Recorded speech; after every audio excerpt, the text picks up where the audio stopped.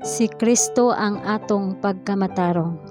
Hunyo 24. Nga gipadayag sa Dios nga halad sa pagpasiguli, pinaagi sa pagtuo sa iyang dugo, sa pagpahayag sa iyang pagkamatarong tungod kay gisayloan niya ang mga sala nga nangabuhat kaniadto, tungod sa pagpailob sa Dios.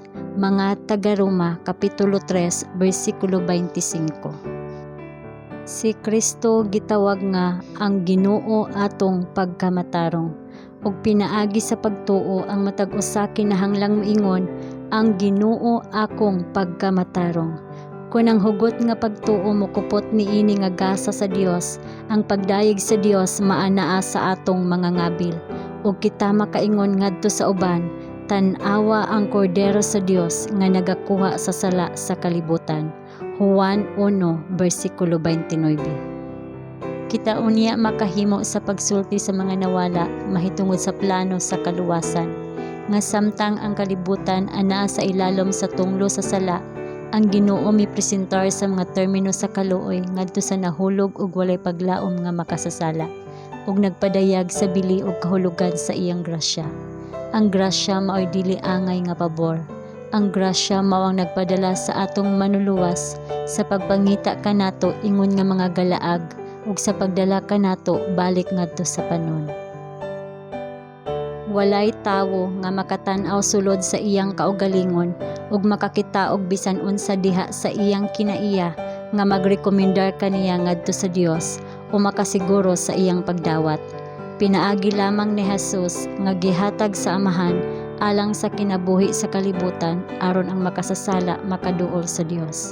Si Jesus lamang ang atong manunubos, atong manlalaban ug tigpataliwala. Diha kaniya lamang ang atong paglaom alang sa kapasayloan, kalinaw ug pagkamatarong. Tungod sa dugo ni Kristo nga ang kalag nga nasakitan sa sala mahibalik sa pagkamaayo. Gawas kang Kristo, wala kitay merito. Walay pagkamatarong. Ang atong pagkamakasasala, ang atong kahuyang, ang atong tawhanon nga pagkadili hingpit naghimo nga imposible nga kita magpakita sa atubangan sa Dios. Gawas kung kita masuluban sa walay buling nga pagkamatarong ni Kristo. Kung ikaw mosanong sa pagdani ni Kristo ug iipon ang imong kaugalingon ngadto kaniya, ikaw magpakita sa makaluwas nga pagtuo. Ang hugot nga pagtuo makapamilyar sa kalag nga adunay pagkaanaa ug adunay presensya sa Dios, ug magpuyo nga adunay usa ka pagtan-aw sa himaya sa Dios. Mas labaw pa nga atong maila ang katahom sa iyang kinaiya, ang kahalangdon sa iyang grasya. Ang atong mga kalag mahimong lig-on sa espirituhanong gahom, kay kita naginhawa sa atmosfera sa langit, kita nagasaka ibabaw sa kalibutan, nagtan-aw kaniya nga mawang punuan sa taliwala sa 10,000. Ang usa nga hiligugmaon sa tanan, ug pinaagi sa pagtan-aw kita mausab ngadto sa iyang dagway.